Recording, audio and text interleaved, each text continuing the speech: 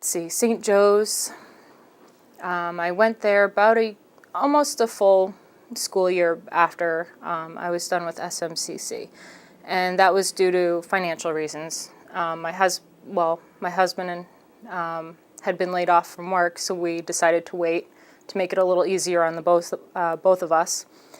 And but I did go back after he was hired somewhere else, and I really like St. Joseph's College. It's a beautiful campus on Sebago Lake.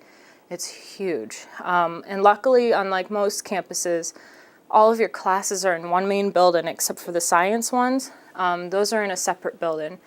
But it's really nice. The professors there are also, they're great people. They have a lot to tell you.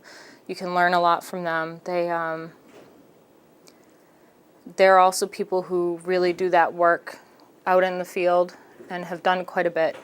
Like one of my psychology professors, he spent a lot of time doing research, but he also was in the Israeli military because that's where he had lived, in Israel, and he spent his few years in the military as they're required after high school.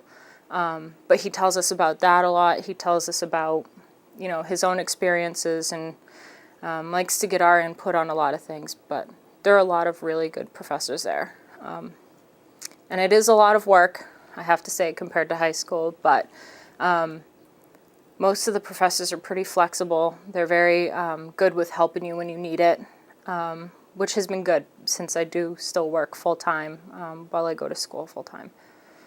My major is psychology with a minor in sociology, because they have a requirement that you do a minor. I like my major, and I think it's going really well so far, and I can't wait to graduate though.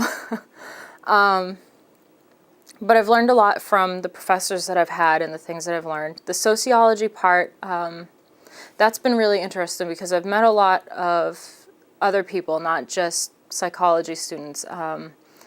The sociology professors are really good.